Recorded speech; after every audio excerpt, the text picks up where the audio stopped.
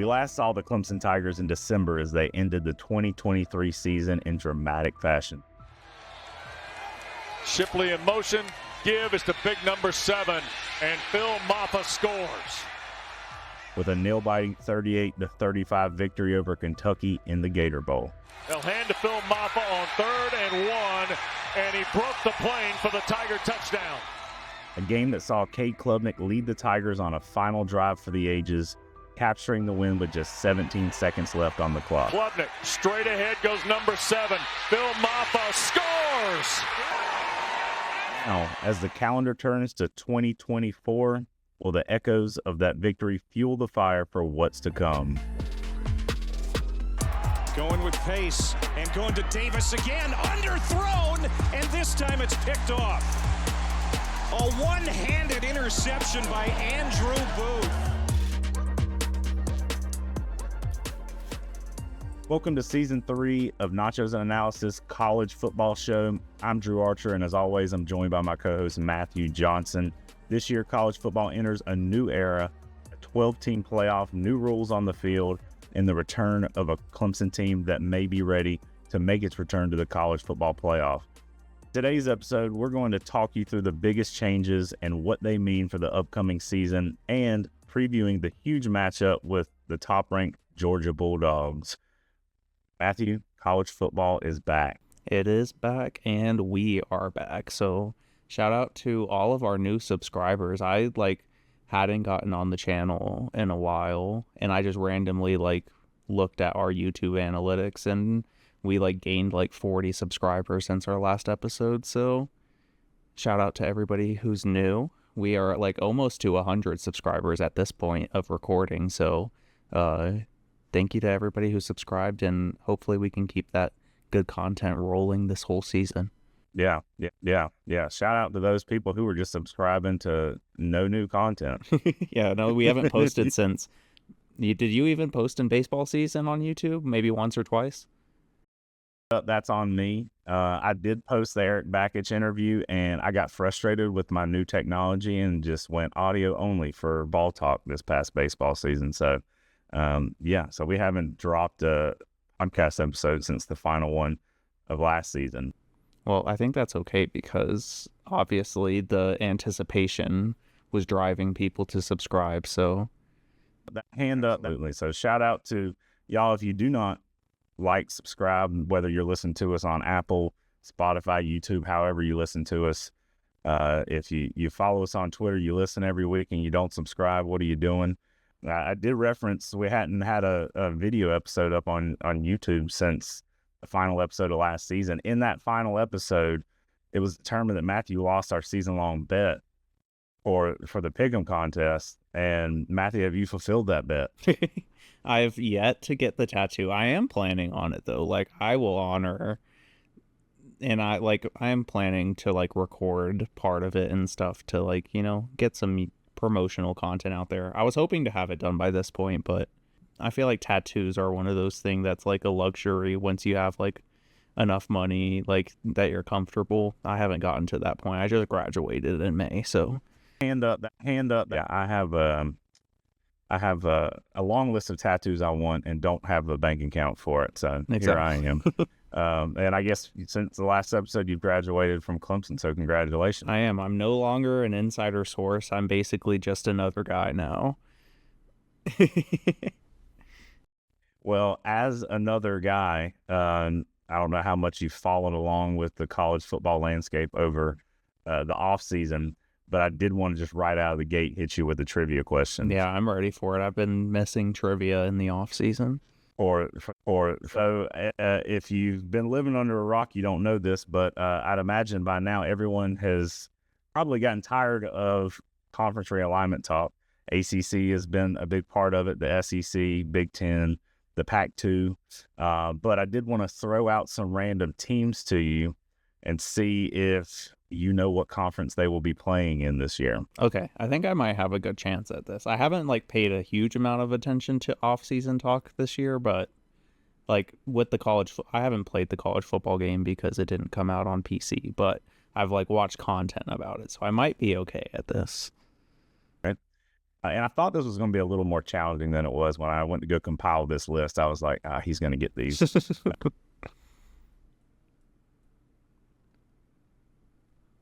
Oh, I don't even know. I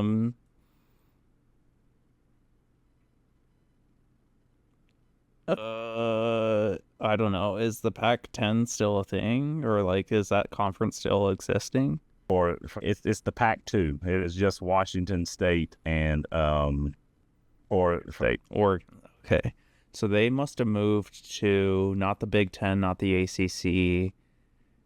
Is it the Big 12? No, they moved to the Big Ten. Oh, really? I wouldn't have guessed that. That's surprising. The Big Ten has seen a lot of changes this year. Next up, this one might make a little more sense geographically. Arizona State. Arizona State moved to the Big 12, or are they in? What is Arizona in? Where they used to be in the Pac-12, 10, whatever. I believe they are also now in the Big 12 or 16. This is why we're doing this. This has been an off season for us. We got to get calibrated before Saturday. Army.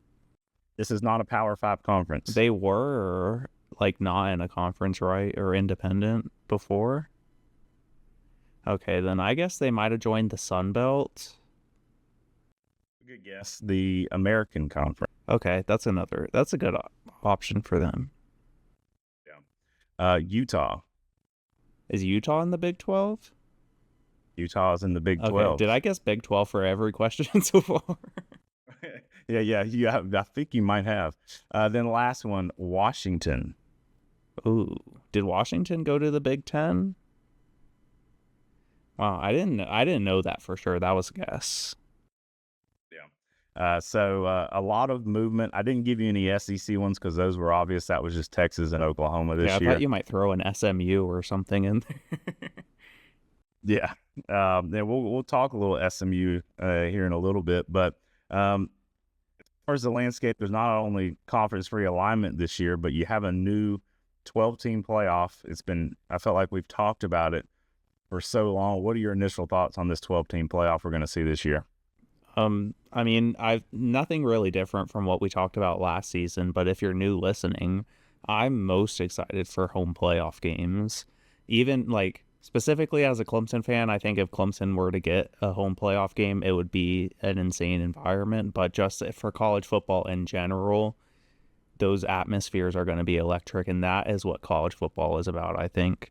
I wonder if like they're very successful, the home playoff games, if they can expand and maybe even do the second round at home and then only have, you could still have like your bowl games and stuff, so that way you don't lose your New Year's Six and stuff. But I feel like it's going to be a huge success and like amazing for fans, especially.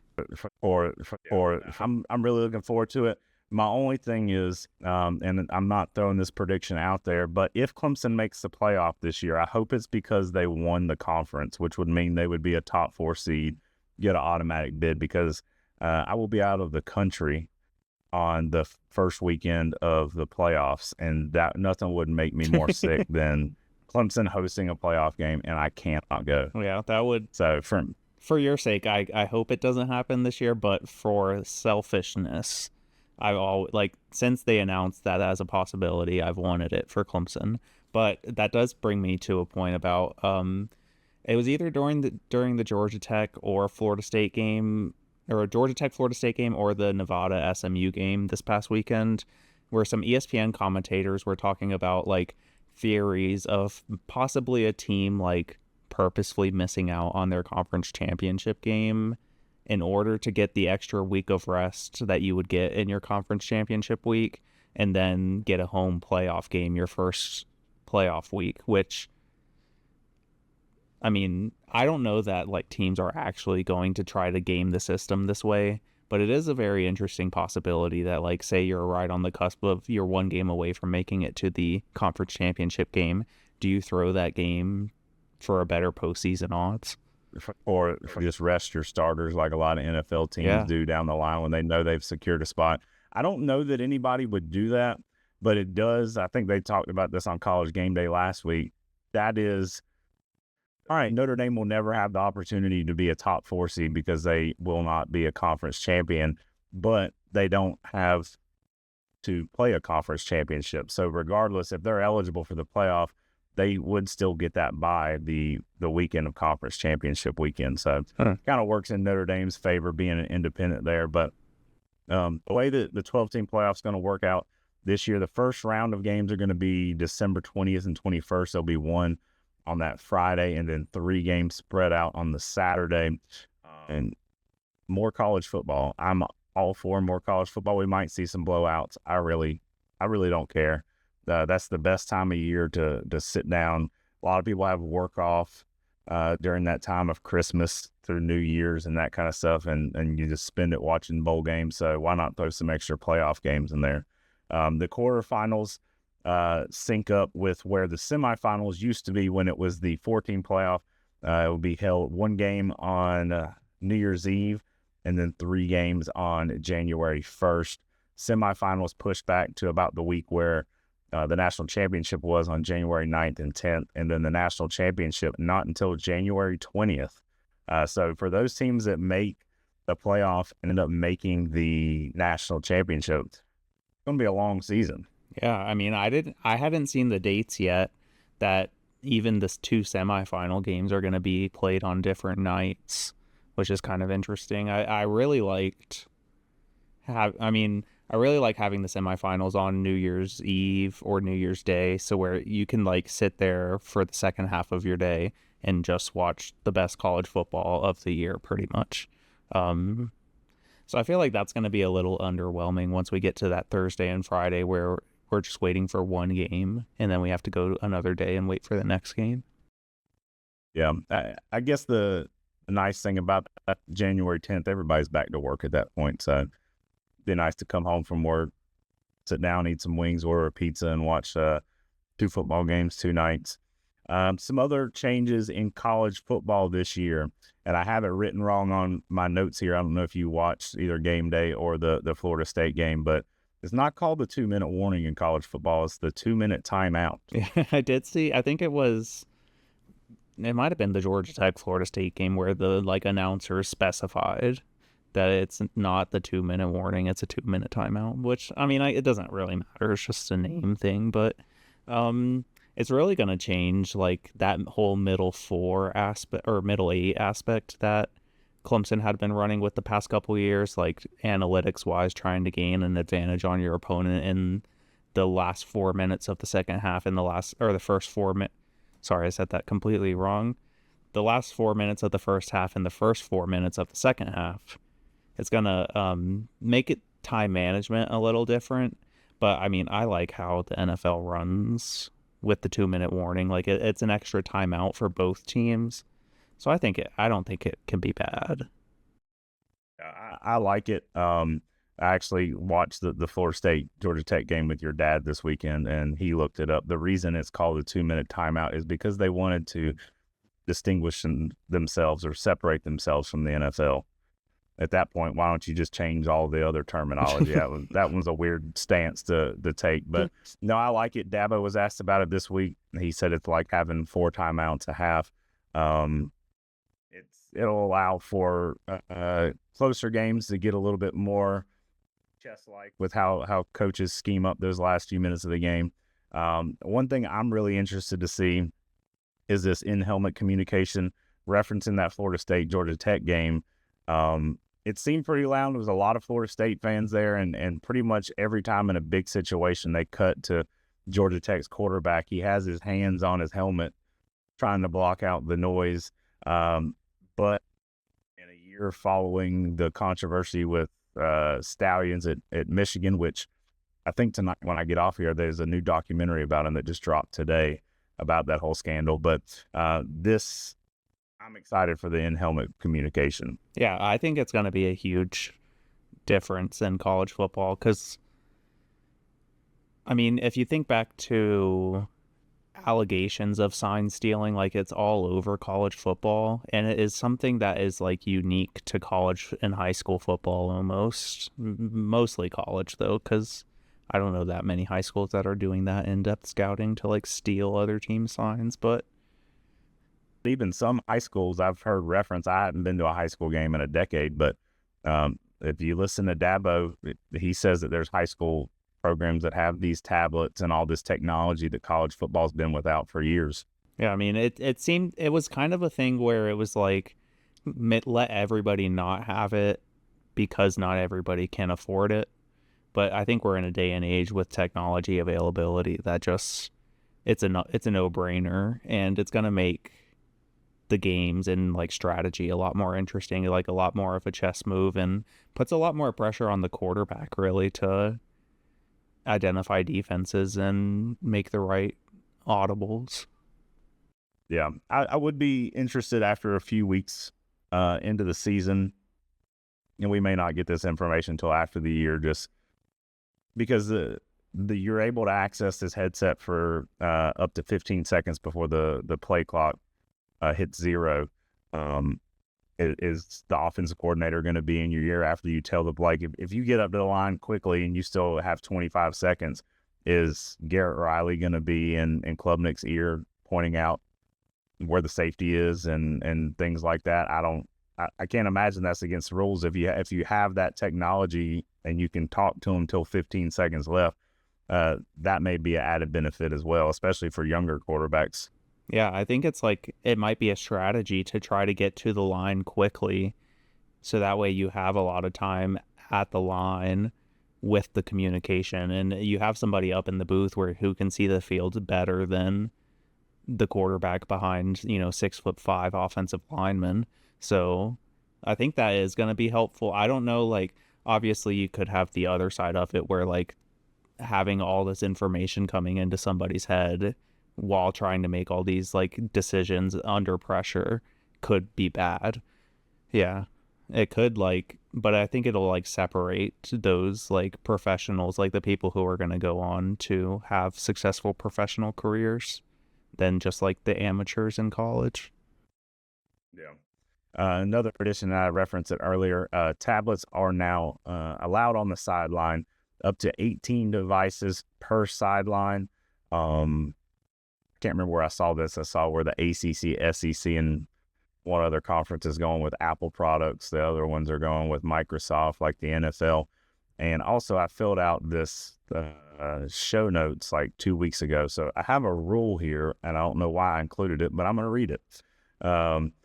Tablets cannot be connected to other devices to project larger additional images and cannot include analytics data or data access capability or other communication access.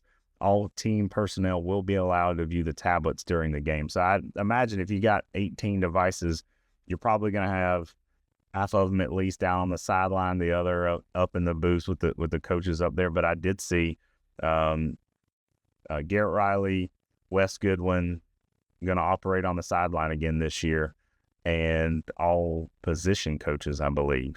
Yeah, I think all going to be on the sideline. Sorry to cut you off. I feel like that's a what is the word I'm looking for? Consequence of this rule of like not being able to send analytics or data necessarily with the tablets. They're just expecting, like, how I'm interpreting this rule is that you're only allowed to look at raw game footage and film on the tablets. So like the people up in the box, coaches up in the boxes can't like identify certain things in a play, write it down, or like scribble it onto the film and send it down. Like it has to be done on the field. So that's going to be interesting with like certain teams whose coordinators typically reside in the box. Yeah. I guess that also too, that they can't check DraftKings mid-game to see what the over-under may have changed to, or the ESPN for the win probability. Whatever the live betting. Yeah. So on to actual real football, I don't know about you. I had plans Saturday. A lot of our family, you were not able to make it, was down at Fripp Island this past weekend. And I was supposed to go see a buddy who just recently moved down there, and I completely altered my plans because I was so excited for this Florida State Georgia Tech game and actually have like a legit game. What were your initial thoughts on this Florida State Georgia Tech game? It was in Dublin. Yeah. Game day seemed pretty cool. Georgia Tech wins 24-21. What were your thoughts on that? I mean, if I'm being honest, I didn't even realize that college football started this past weekend. I know we were supposed to record an episode last week, and then that ended up getting postponed because of the vacation that you mentioned. But I got a notification from ESPN in the fourth quarter saying that they were the teams were tied going into the fourth quarter, and I was like, what? I need to turn on the game on. So I watched the fourth quarter, like the last 2 minutes, and then I ended up going back and like watching it again. But it's a really impressive win for Georgia Tech, and I know I've talked about it ad nauseum on this podcast before about how much of a sleeping giant Georgia Tech is. Like, perfect regional breakdown, like recruiting access, city, like they have it all. They just need to put the pieces together, and it almost seems like, is it Brent Key is their coach now, I think? It seems like he's putting those pieces together better than Jeff Collins could. So team seems fired up for him. But I did want to point out, or to say, that DJ is at least the same old DJ. He is still the same quarterback that he was for Clemson in 2018, 5 or 6 years ago now. Which it makes me feel like Clemson's problems, like while he was here, isn't all on Clemson. Like, there was a point where, when DJ's first start against Notre Dame in 2020, and he threw for 400 yards, even in the loss, we were all excited for him to come in and replace Trevor Lawrence. But, that didn't always necessarily take shape. So at least I know Clemson had something to do with our lack of success during the DJ years, but it at least wasn't all Clemson. All right. No, he was a large part of it, and I mean it hampered the play calling when he was there, because if you watch DJ since he's left Clemson, pretty much every offensive coordinator is handled in the same way that he was handled. They don't trust him to throw a deep ball. He had two really great throws there in the fourth quarter on fourth down, but that was really it. It was a bunch of dink and duck little passes, 2 yards. I wish that we were able to record last week's episode. I wish I hadn't postponed it, because Florida State covering the spread, or excuse me, Georgia Tech covering the spread was a pick that I was going to give out. Earlier in the week last week, they were a 14-point favorite against Georgia Tech, and it got down to 10.5, and I thought I'd place my bet, and I didn't. And then the day of the game, I was talking to your dad, and I was like, I think I still like Georgia Tech as a 10.5-point underdog, and I almost picked them to win outright, which would have been really nice. But yeah, they're definitely building something there at Georgia Tech. I mean, if you were paying attention to Georgia Tech last year, they were beating teams they weren't supposed to. They were beating teams that they were double-digit underdogs to. Miami comes to mind. But excited to see what Georgia Tech builds, because I hate Georgia Tech, but I do miss some of those Paul Johnson era matchups with Clemson and Georgia Tech when it was actually a good game. Pre-Paul Johnson, like when Georgia Tech had Megatron and Reggie Ball, like that era of Georgia Tech teams, like they were good for a good while, like 20 years, because they were winning national championships in the 90s, and then still like somewhat of a force in the early 2000s. Like, that's what I mean, that they're a sleeping giant. Like, it's only a matter of time before Georgia Tech is relevant nationally again. Yeah, I definitely agree. The other game I have on here, SMU, the newcomer to the ACC, was a big favorite against Nevada. I did not watch this game, but I did actually. I saw a little bit of it. In the brief amount I saw the broadcast coverage, I decided to cut it off because it was terrible. But a lot of people are on this SMU hype train. I've heard a lot of people giving out the SMU over on their win totals because of who they brought back. They returned a lot of people. Their quarterback's really solid. Just me personally, them taking a step up to Power 5. I know the ACC is not the SEC or Big Ten, but it's a big step up, and it kind of struggled against a Nevada team that won 2 games last season. Yeah, I watched most of this game, actually, because After I got the ESPN notification about the Georgia Tech game, I realized that football was starting, so I checked out any game that I could. And since SMU is in the ACC now, I felt like I was obligated to watch a good bit of this game. But I guess, I don't know if you saw that Nevada was dominating like pretty much the entire game until the fourth quarter. And it really seemed like SMU's first game as a Power 5 team was going to be a loss to Nevada of all schools. And like you said, I think they went 2-9 or 2-11 something last year. Like really awful, like in a bad place as a program. It's one of those teams that like people, You don't want to lose to them. yeah, people try to rebuild this team on the college football video game because it's a challenge. Yeah. But SMU made the adjustments and ended up stopping up Nevada's attack to get their first win of the season. All right. Well, speaking of stopping up the attack, if you have a stopped up toilet or septic tank, you need to give Allen Powell and Pump Monkey Septic Service a call. Pump Monkey Septic Service is located in Clemson, South Carolina. Owner and operator Allen Powell is a Clemson alumni. Give them a call at 864-710-2211. They service the upstate of South Carolina. I think I've referenced on the Ball Talk podcast before. I live in Greenville. Allen lives in Clemson. I was going down 385 in Simpsonville, and I saw the Pump Monkey Septic truck. So give them a call. They will hit most of the areas here in the upstate of South Carolina. They're on Facebook and Instagram. Again, that phone number is 864-710-2211. And for my favorite line in podcast history, when the dump's funky, call Pump Monkey. Twitter polls. All right. Our first Twitter poll of the 2024 season. Again, there's only one way that you can participate in this poll, and that means you have to follow us on Twitter or X. Still go with Twitter. At Nachos_analysis is where you can give us a follow. Each week, Monday or Tuesday, we will post a poll that we will then later discuss on that week's episode. Leave us a comment. Might read it on air. But this week's poll, very plain and very simple. What record does Clemson finish the regular season with in 2024? The options are 12-0, 11-1, 10-2, or 9-3 or worse. Before we reveal the results and before Matthew and I give ours out, shout out to Ted Jackson. He got in with a comment. He says you have to go 9-3 or worse until they show the offense has a pulse. Matthew, what are your thoughts on this poll? I do want to shout out Ted Jackson, though, for being honest, because I agree that you have to go 9-3 or worse.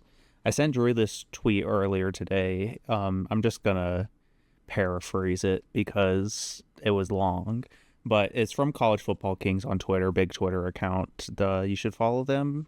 They're Nachites, I guess. Not necessarily listeners of the show, but I know like we at least have some association with them. But this is what their tweet said. It was like the case for Clemson in 2024. Last season, Clemson was the youngest team in the country, with freshmen taking nearly 4,000 combined snaps.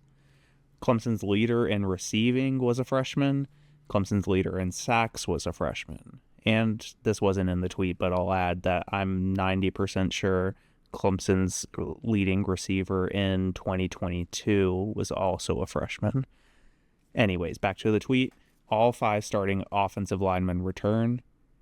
Clemson travels the fewest miles of any ACC team, which is kind of a big deal because of, adding Stanford and SMU into the mix this year.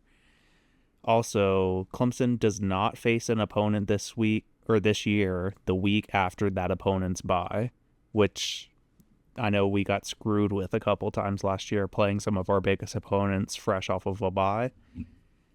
Clemson has their byes before NC State and Louisville, 2 preseason ranked teams. Louisville might be preseason ranked like 26 or something, but right on the edge. And then also Clemson ended last season on a 5-game win streak. But with all that being said, Clemson was 4-4 at one point last year, and I don't think we brought in enough talent. Obviously, 0 transfers in necessarily, and I think injuries are still going to be a concern, like it has been for the past 3 or 4 years, basically to where it's going to be tough to keep all of our playmakers and the people we're expecting to be playmakers on the field at the same time. So that's my case for the 9-3. I think College Football Kings made a good case for Clemson to have a good season this year, and I'm like kind of buying into that hype. There's a lot of positives there, but there's also, this team isn't that different from last year. So can we expect that much different results on the field? Yeah, I see what you're saying. I see what that tweet's saying. I've had thoughts like that tweet, the case for Clemson this season, and we'll get into it when we have our season outlook. But I could see Clemson going 11-1 this season. I could also see Clemson going 8-4 this season. And there's a lot of factors that come into play there. I think Clemson's going to take a step forward. The 16% of people that voted that Clemson's going to go 12-0, I want whatever they're smoking. My vote here is 10-2, which was the highest voted for there.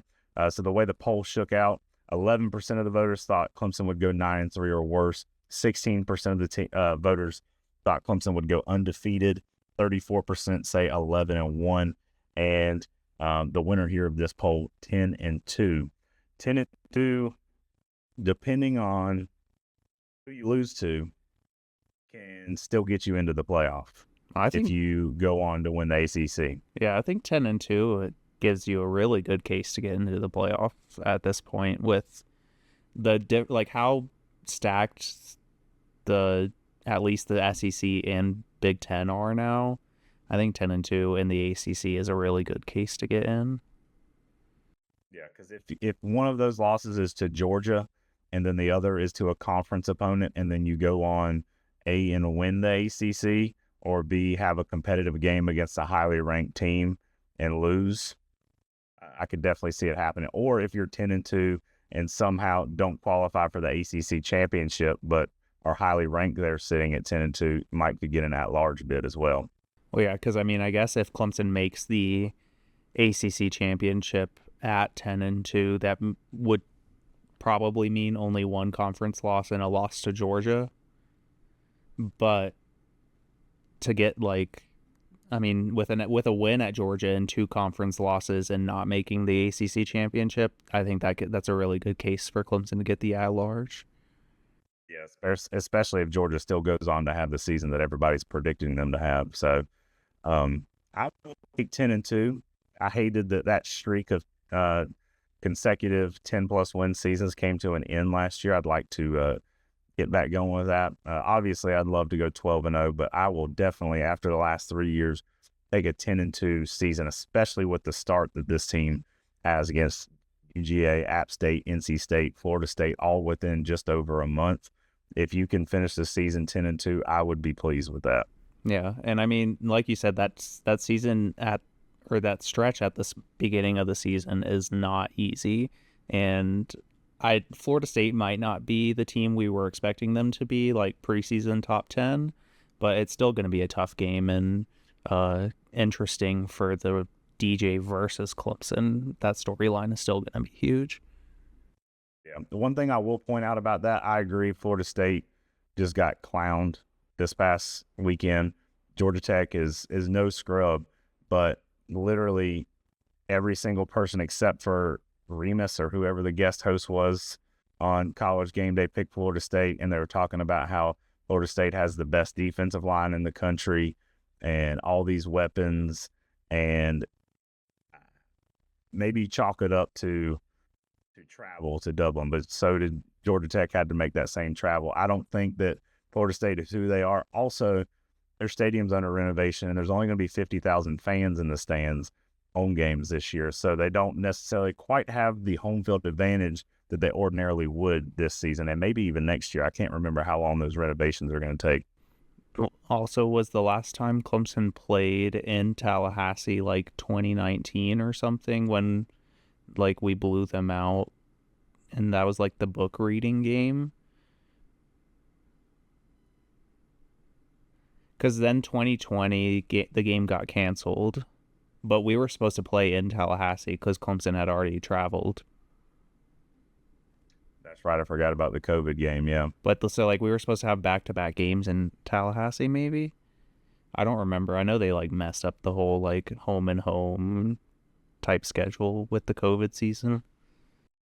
I can't remember it, but I feel like would have to have been a game in between there, but maybe not. Yeah, I think I just remembered one with like maybe Justin Blackman still as quarterback, maybe his senior year. We beat Florida State in Tallahassee, not the like 59-10 game, but like a closer game in between that and the present. I think you're right. All right, so we ready to talk season outlook for Clemson? Yeah, I mean, I'll let you kick it off. Take it away. And I've kind of touched on some of these already, but I mentioned Clemson can go 11-1. They could go 8-4 this year. They are still extremely talented. You've had the misfortune of all these injuries that you've had, and has Cade lived up to the hype? No. He's had a revolving door of receivers coming in and out. Same with the offensive line, but something you pointed out, Clemson's offensive line has way more starts as a unit together than I think any other offensive line in the entire country. Pair that with Matt Luke coming in. We all know his experiences on that Georgia national championship team, former head coach. So I expect to see some improvement.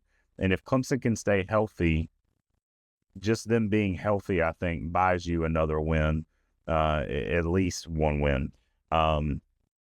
Like I mentioned, they got that tough stretch at the start. A lot of people are pointing to this App State game and it being a trap game. It most certainly can be. I don't think that Clemson or Dab, especially if you're coming off a loss to Georgia, would take it that way. NC State has been a thorn in your side the last couple of years, and Florida State with DJ going on the road. It could be a rough stretch there that first month and 6 days. What I'm looking for this season is for mistakes to be cleaned up.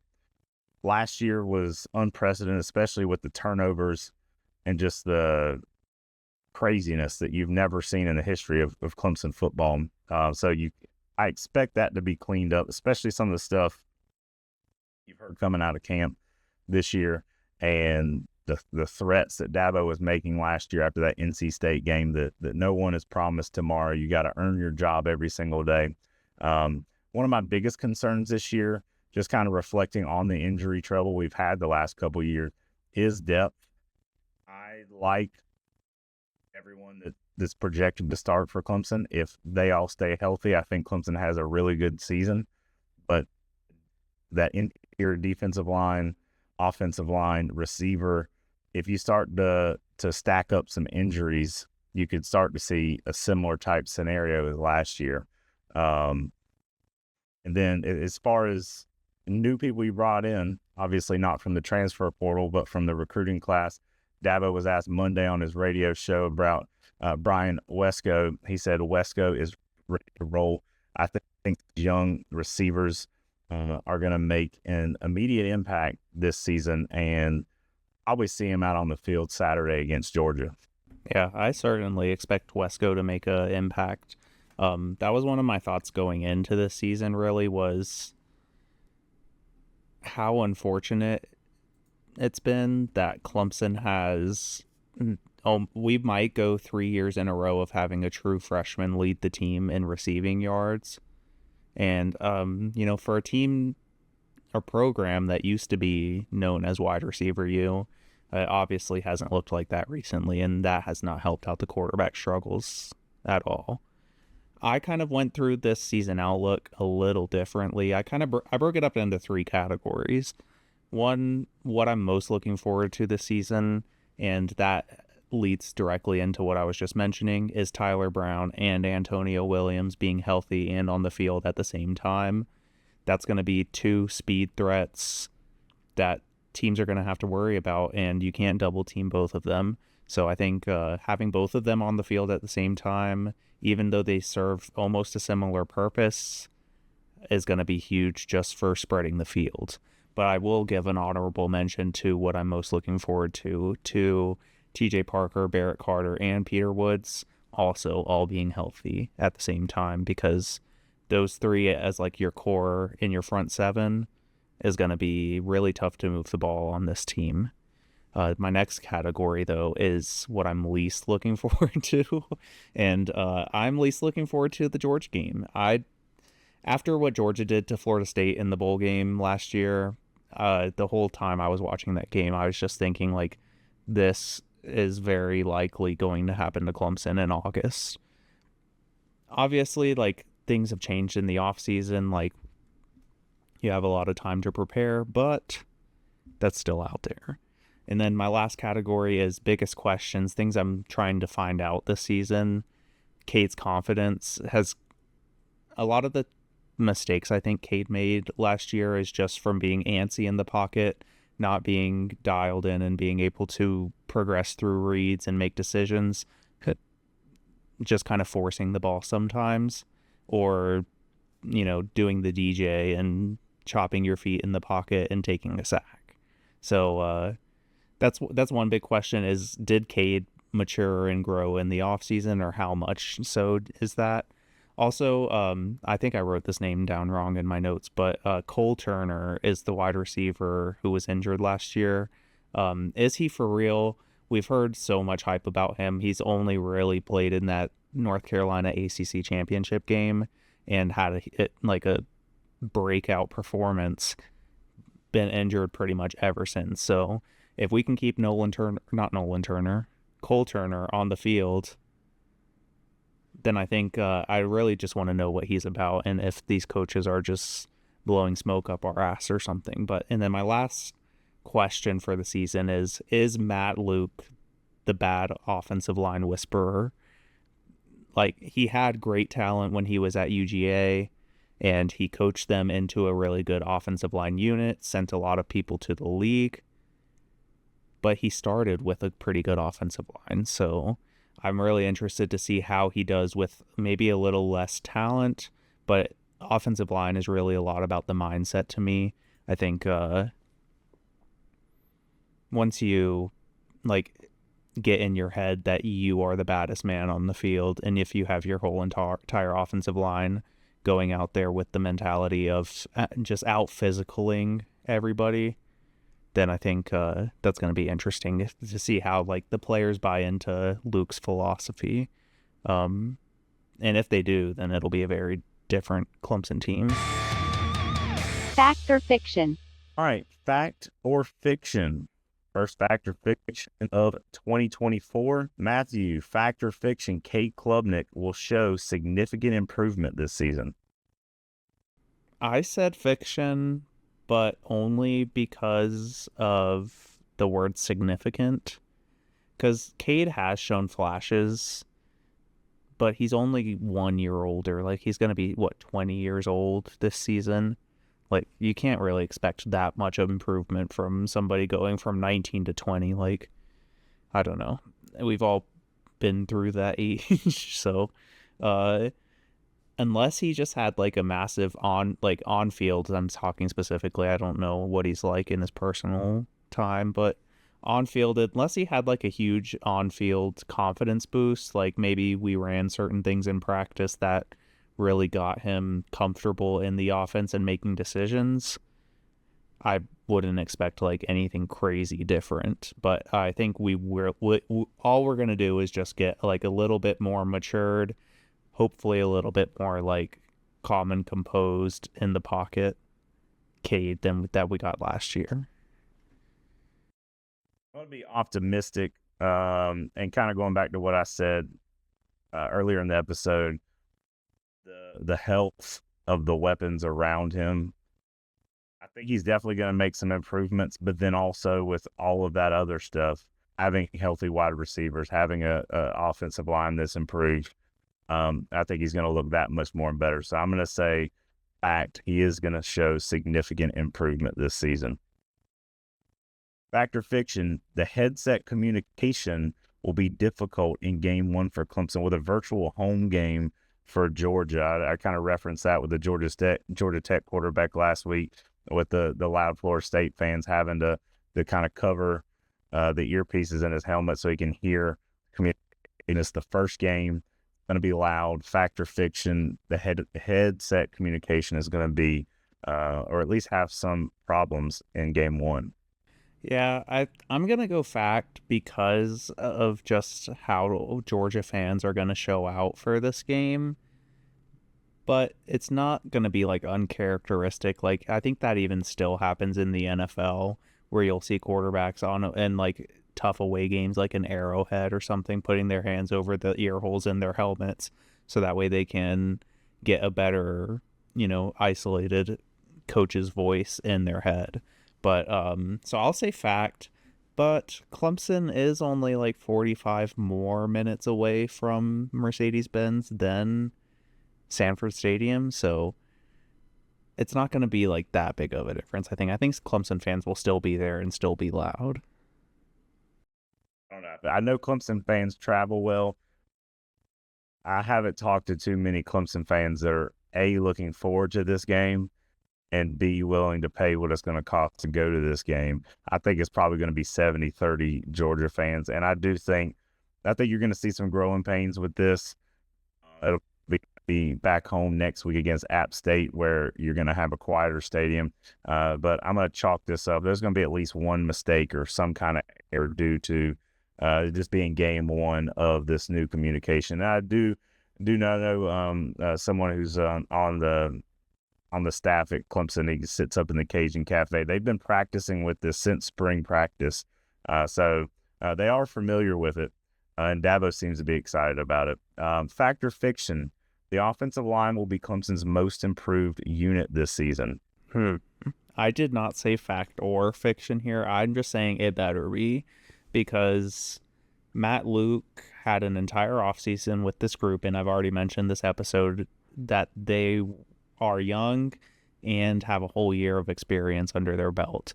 So I feel like if Matt Luke is what we have made him out to be, getting an entire year in the bowl game under his belt with this group should make a big difference. As long as the players buy into Luke's philosophy, that the offensive line will be a big difference of whether this Clemson offense will look different, or even was it Ted Jackson earlier that mentioned if this offense will even have a pulse.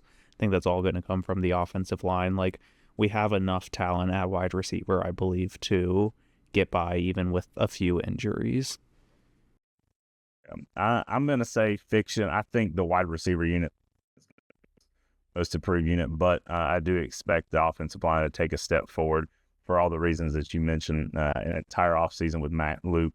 But the wide receiver weapons you have coming back that are healthy, in addition to the freshmen, and I think that's going to be an improved unit. The one thing I'm looking for out of that unit is when you don't have the ball, are you going to be physical and block and be responsible for your assignments when you're not getting looked at for a pass? So, but I definitely think that one is fiction. I think wide receiver is going to be the most improved unit this year.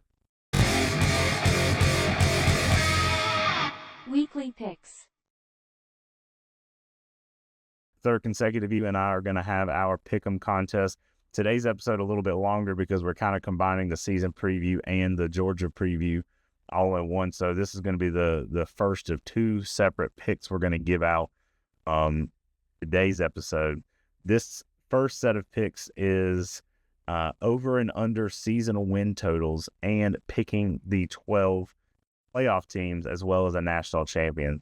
Each of those will be tallied up for a point at the end of the season to add to our season total. So you have opportunity to get 15 points here today in the preseason set of picks, Matthew. So, Matthew, we'll start with you, your over win total pick and team for 2024. All right. So I am going with my new home, the Colorado Buffaloes, over 5.5 wins. I don't live in Boulder, but I am in Colorado right now for the rest of the year at least. So Colorado had a lot of transfers away, and roster management seemed like it might be not looking good for Dion after bringing in all that talent with his first year and first recruiting class. But I think they still have too much talent on this team to come out less than 5 wins. Right. I agree that they have too much talent, and I think that might be to the detriment of Colorado. You got a lot of playmakers wanting the ball, a lot of egos, that kind of stuff. I'm right, and they're going to go under that win total. For my over, I meant to go back in and check this because I think the line might have moved. And if I need to go change it, I will. But I found earlier in the week, last week, Michigan at 8.5 wins. I don't know if that's still the case. Yeah, that's interesting. I know Michigan had like a pretty good odds to make the playoffs when I was looking earlier, but yeah, I haven't seen a exact line for their season win total, but I was skeptical of putting them to like win the Big Ten or like get that bid into the playoff just because of losing Harbaugh, losing JJ McCarthy, losing Blake Corum. Like, this is going to be a completely different Michigan team. They are rebuilding. I actually found Michigan at 9.5. I'm still going to stick with my Michigan pick. I'll change it because 8.5 seemed way too low. So I'll go with Michigan over 9.5 wins. Yeah, I mean, 8.5, 9.5. I think it'll be close for Michigan either way, just because of what I mentioned a second ago. But moving on to under, I am going to the SEC, and I thought this was a little reach for preseason picks, but Missouri is right now projected the line for their season win total at 9.5. 9.5 seems tough. Missouri had a good team last year, but there's a lot of good teams in the SEC this year with the addition of Texas and Oklahoma. I'm not sure how much either of those two teams specifically are going to put up fights in the SEC, but Missouri going 10 wins seems like it would be incredible for that to happen. Yeah, that's a good pick there. I wish I would have seen that one. I like that, especially that last year they a lot of do team as well. My under pick, and I do want to just say, had this before last week. I'm going SMU under 8.5 wins on the season. I had this document. You can probably go back and look at the history. I not feel them in their first season in Power 5. I didn't do my 12 playoff teams in any specific order. I just kind of threw them all in there, and there is supposed to be a group of 5 automatic at-large bid, so I threw a group of 5 school in there also. No particular order.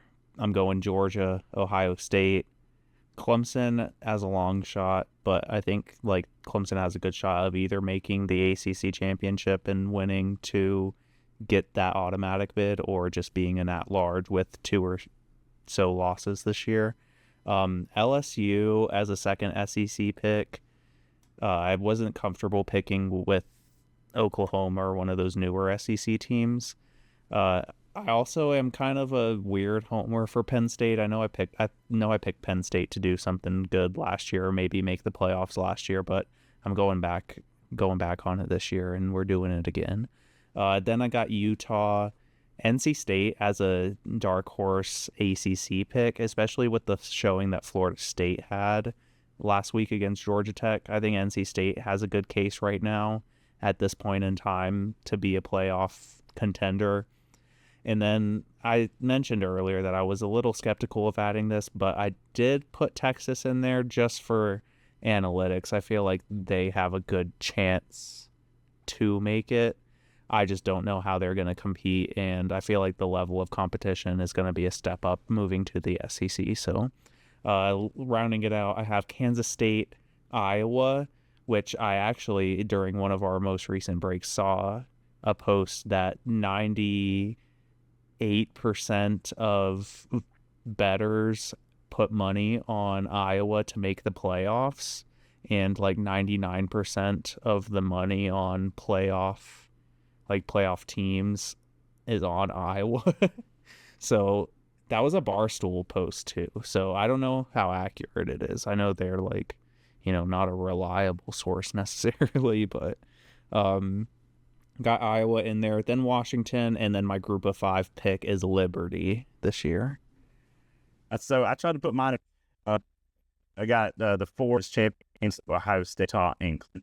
Then as far as at large bids, Oregon in as the first-year Big Ten team, Texas as a first-year SEC team, Oklahoma State, LSU and Ole Miss from the SEC, Miami, who I think might end up being the second-best team in the ACC this year. They might be the most talented team in the ACC.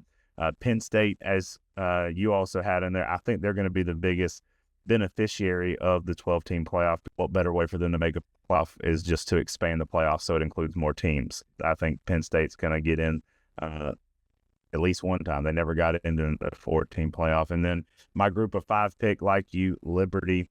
I know you said something about Tulane. There's a lot of hype. But Liberty seems like a solid group of 5 choice this season. Yeah, I was like teetering between Liberty and Tulane there because Tulane honestly has a lot of talent for a group of 5 school. I don't know if you've really looked at their roster, but they have some dudes on there. It's kind of interesting. I think if we just switched out, you had Penn State in yours. If we switch out Oklahoma State and Kansas State and Ole Miss and NC State, then we have the same picks. Mm-hmm. But as far as our national championship picks, who do you have winning the whole thing, Matthew? Okay, I'm sorry, audience. I'll apologize in advance, but I went with the boring pick because my strategy was the last 2 years, our pick'em contest has come down to the last 2 to 3 weeks in the season, and the preseason picks end up playing a pretty big role. So I went with a safe pick. I picked Georgia. That's not necessarily saying that I think they're going to beat us in week 1 or go undefeated or anything. I think it's the safest pick for me in my body with whatever our punishment is going to be this year. I'm going with the safe pick as well. I'm going with Ohio State. I did consider Georgia, but as Clemson has found out, it's hard to stay on top of that mountain when you get there. They won back-to-back national championships.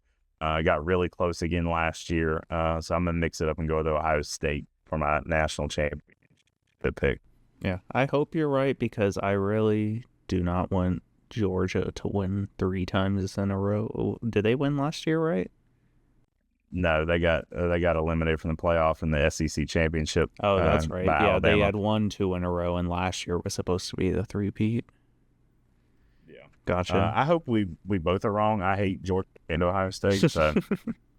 Well, I was born in Ohio, so I have a little soft spot for Ohio State, but no soft spots in my body for Georgia. No matter how many friends I have that went there. But with that, we can move on. And that's a really good transition into the next segment, which is Clemson versus Georgia. So looking at the numbers overall, Clemson trails the series 18 games to 43 with 4 ties in there over the years. Clemson also trails the neutral site series. The Tigers only have won 1 neutral site against the Bulldogs. Georgia winning 7. Tie. Well, many fans will remember the last meeting, September 4th, 2021. Tigers lost in a defensive battle. Absolutely horrific offensive game for both teams. But the pick 6 from DJU was the difference there in that loss. Georgia currently is on a 2-game win streak against the Tigers. The spread as of Tuesday evening, 13.5 points. It was as high as 14 Over-under for this game is 48.5 points. Any initial thoughts on any of that, Matthew? You know, I don't really know what to expect from this game. Obviously, I'm interested to know, though, the one neutral site Clemson-Georgia matchup that Clemson has won.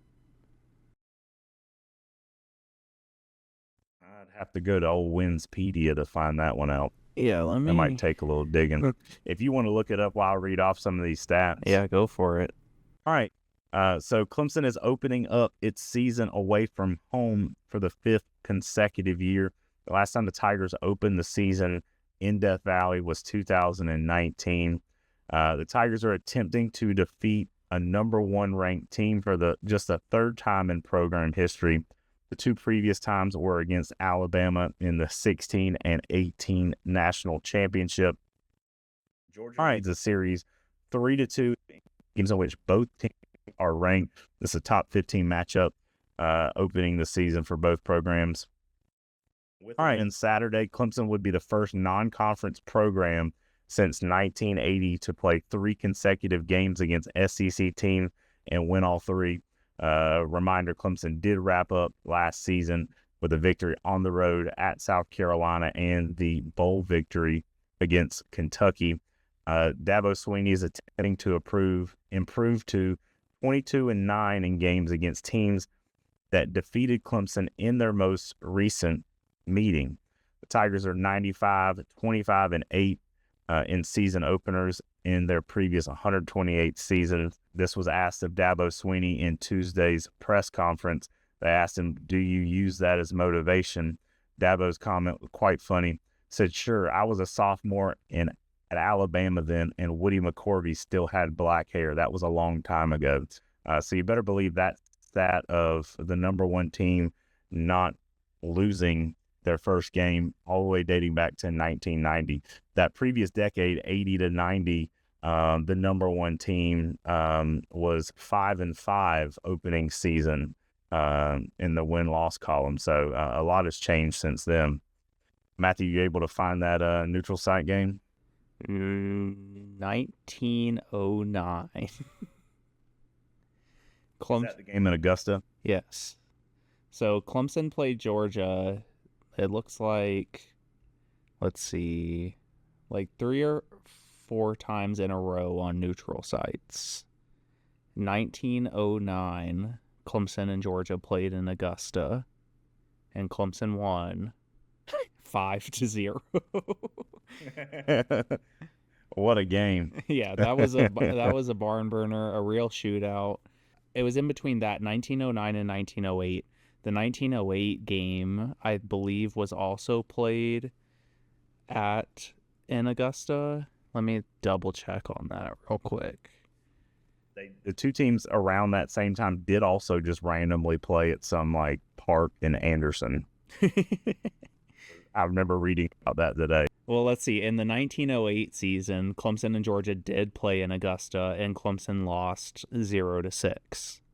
But the week before that, on October 28th, Clemson played Davidson at the State Fairgrounds in Columbia and lost 2-13. Yeah, 1908 wasn't a great year. Yeah, it wasn't a great year for Clemson. Clemson only won 1 game that year against Gordon, which isn't a D1 school anymore, and that was played on Bowman Field. Offenses have come a long way since the turn of the century back in 1900. Defenses have maybe come a long way in the opposite direction. Also, the forward pass. Yeah. Another, just while we're on this topic, while I have the 1909 Clemson Tigers Wikipedia page pulled up, they did beat Gordon in 1909 on Bowman Field again. And they beat Davidson, which was in a neutral site in Charlotte. Beat Georgia that year in Augusta.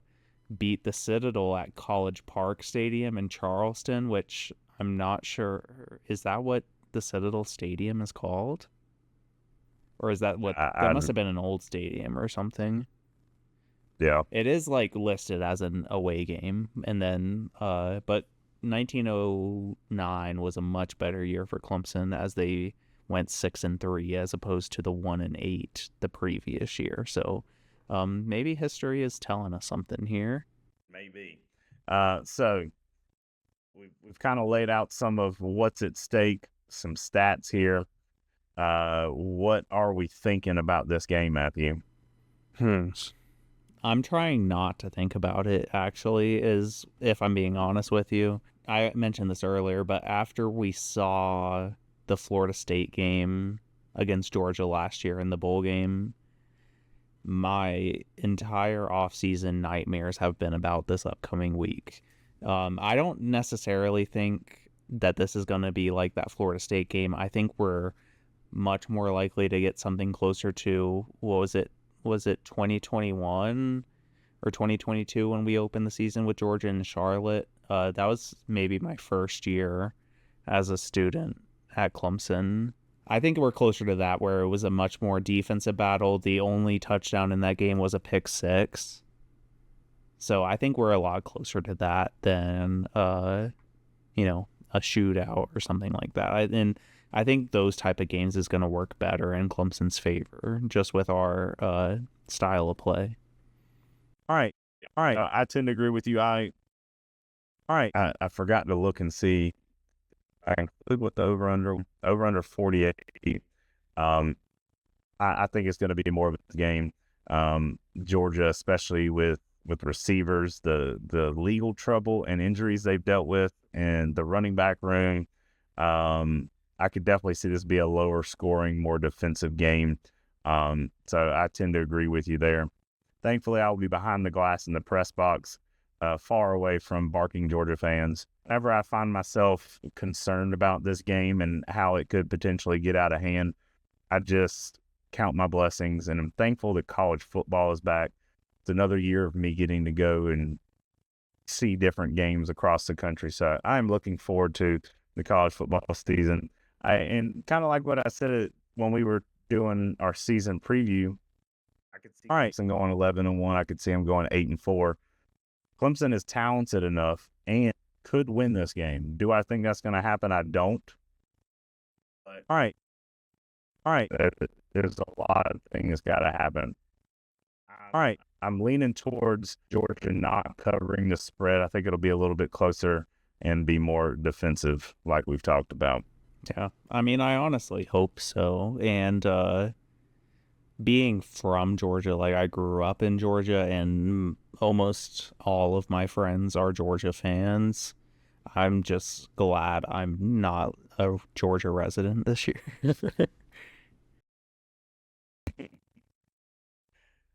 So I'm really myself in harm's way with these SEC fans this year. I'm going to this game with Georgia later this year. My dad and brother and I were going to Tennessee for the Tennessee-Florida game. Those two schools were responsible for ending Clemson's baseball seasons the last couple of years. So a lot of SEC in my future this year. But regardless, I'm looking forward to this game, looking forward to going down to Atlanta, just seeing I was telling my sister the other day, something about a snare drum just gets me so excited. I cannot wait to hear the drum line and the bands going out on the field, and just college football back. It's the best time of year. We have football on our TV every weekend between now and January. So when I find myself getting worried about this game, I'm just going to count my blessings and enjoy this opening weekend of college football. Yeah, I'm trying my hardest to not get like emotionally invested in this game, no matter how much like personal ties I have to both Clemson and Georgia. I'm glad that I'm a little separated, and I can basically, if Clemson loses or gets their ass beat, I can avoid any Georgia fan until at least January. So I'm at least looking forward to that. But I think it's going to be a good game. And like you said, like, I think the defenses are going to prevail here, and whoever has the better defensive performance is going to win. Yeah. Turnovers, and that was a big issue for Clemson last year. Can you limit those turnovers against a really good team, the nation's number one team? I think that'll be a big difference as well. So anything else on this game before we move to our week 1 picks? No, I think we're good. Let's just run that transition. Weekly picks. All right, time for week 1 picks. We already gave you our postseason picks, but as a reminder, each week Matthew and I will give out 4 picks worth 1 point apiece. Our favorite underdog, over, and under picks of the week. I'm going to try to do a better job of getting graphics out and posting these on Twitter. So if you want to go on a heater like I did last year and make some money, follow my picks. If you also want to make some money, fade whatever Matthew picks if this was last year. I had a couple weeks reason. last year where I did okay. There was no skill to what I did last year, and it was just pure bad luck on your end last year. But Matthew, what is your favorite pick for week 1? All right, week 1. I'm really excited for college football to be back. This is a very interesting matchup that I didn't expect to see on the schedule. I am going UNC versus Minnesota. UNC is right now a 1.5 point favorite against Minnesota. I think Minnesota is going to be a good team, and North Carolina is going to be an okay team. But 1.5, I felt like was a pretty good bet just to get that ACC win out of the gate and get me up on the board. All right. I like that. I like that spread there for Tar Heels. For my favorite pick, I am going another ACC team on the road in a more tough matchup. Based on your face, I wonder if you went with the underdog here. But I got Miami minus 2.5 on the road in the swamp at Florida. Florida, a talented team, but has an absolute brutal schedule, the worst schedule in all of college football. So Miami minus 2.5 in the season opening rivalry game. That's really interesting. I saw that game, but I was not confident on picking it. With what I've seen from Miami over the past, 20 years, it's hard for me to pick Miami in any game, really, but I respect the call. Miami is another good pick. That is another one of those sleeping giants that's like in the bed of a recruiting hot seat, like not hot seat, but you know what I mean. But underdog this week, week 1, I went Vanderbilt is only a 13.5 point underdog to Virginia Tech. Virginia Tech didn't really show that much last season. I don't know their exact record, but I was not impressed with what I saw from them. And Vanderbilt, although they are like bottom of the barrel SEC team, they are one of those teams that fights in every game. And it's pretty rare that Vanderbilt is in one of those games that, against a Power 5 opponent at least, that, gets blown out of the water. So I expect Vanderbilt, especially in week 1 with like a lot of offenses are going to be going through those week 1, jitters and just mesh options that like trying to get points on the board is going to be tougher than it will be throughout the season. So I don't necessarily expect Vanderbilt to win there, but covering 13.5 I think is plausible. All right. There's a lot of people picking Virginia Tech as a ACC dark horse. They're not super talented, but they have a very, very favorable schedule this year. So we'll be interested how that one plays out. So for my underdog pick this week, I'm going with the Irish on the road, Texas A&M, year 3 under Marcus Freeman at Notre Dame, first-year head coach Elko at Texas A&M. I think Notre Dame goes to College Station and wins outright. That's interesting. That's going to be a really good game. I think there's a lot of good games this week 1 that I'm really excited about. One of those games is not what I'm about to mention, though, is Nevada versus Troy is what I picked for my over. This was my last one. I kind of had my favorite underdog and under set, and then I was scrolling trying to find an over. So I just picked a random one, Nevada Troy. Nevada had a good showing against SMU, but what is SMU really? We don't know just yet.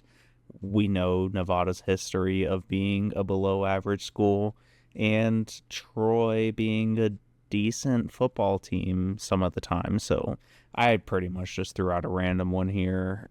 Nevada, Troy plus 54.5. I am going with an SEC newcomer, Texas versus Colorado State. I think the spread, Texas is favored by 30-something points. I think may reach 50 on their own. So I'm going Colorado State, Texas, 60.5. Right. I like that, but it could be interesting. Colorado State is not a good team, so if Texas is anything as what we expect, then that's probably a pretty good pick. Moving to under, though, I am sticking in the home. I'm being a homer here, I guess, and referencing the last meeting between Georgia and Clemson a couple years ago that ended with a total score of 13 points from both teams, no offensive touchdowns. I'm going under. Clemson, Georgia, plus or minus right now is 48.5. And I will say I did use, I believe, ESPN was where I got this line from. And then my favorite and underdog were from a website called Vegas Insider that kind of compiles like a bunch of different betting agencies, plus or minuses. So sorry if our numbers are different. So for my under pick, I'm going with Illinois State and Iowa. If you've been following this show for a long time, you know that I love Iowa and unders. So under 40.5 points, first game of the season. I don't have a clue about Illinois State, but I know what Iowa's capable of, and that's not many points. So that is my under. I like how you put that. I think Iowa, I mentioned earlier that Iowa is like almost a betting favorite to make the playoffs this year. So, but I think that's going to be on the back of great defense, minimal offense. So, following Iowa for the under picks is a strategy this season for sure. I remember they may have had an offensive coordinator change. I remember there was a threat made mid-season last year if they didn't average so many points by the end of the season, and I don't think they reached it. They definitely I can't remember if they didn't. made that change. No, yeah, it was the point total. I think in the contract was like 20, averaging over 20 points a game, which is, I mean, thinking of college football, scoring 20 points is almost a no-brainer. Like when we play the Citadel later, they might score 20 points on us. Yeah. All right, so that's our week 1 picks. Next week we'll update the scores. Hopefully both will do really well. I are competitive back and forth this year, and then Matthew and I do have to come up with a punishment again for this year. So I lost the first year we did this contest, and I had to wear a what was formerly Spurs Up, now SEC Unfiltered Carolina shirt. Through the Carolina Clemson game and sit in the Cajun Cafe wearing it. And then Matthew lost last year. He just upped the ante. The tattoo idea was his. And what is it? You have to just get a national championship trophy with a just random year. Yeah, so like my idea was like a national championship prediction tattoo. So like my design that I have right now is just like a tiger paw that says national champs and then a year under it. And I'm trying to like make the design to a point where I could possibly change it. And I didn't want to tie it necessarily to football with like the CFP trophy in the tattoo.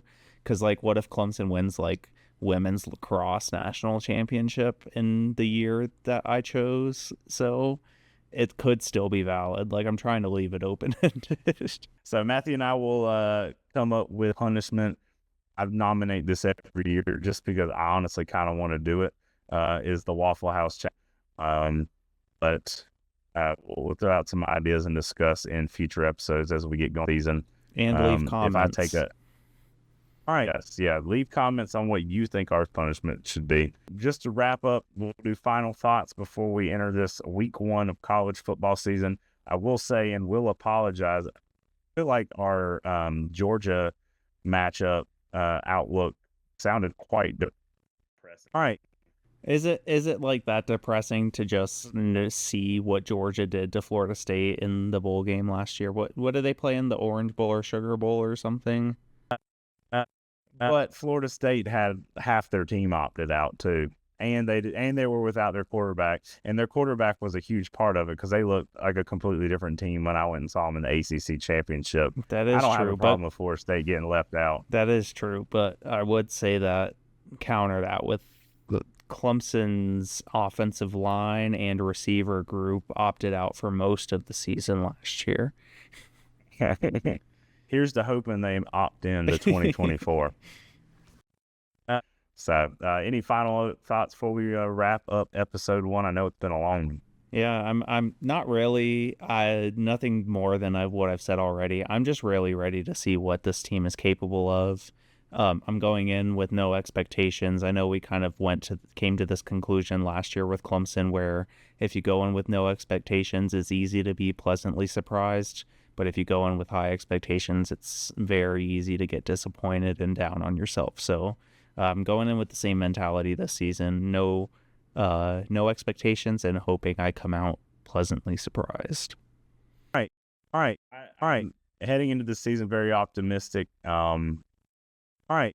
To get week 1 out of the way and over with. So, regardless, thank you for joining us for episode 1. As always, like, subscribe, follow us on social media, all of that stuff, and join us next week, and we'll talk some ball. Peace. Peace.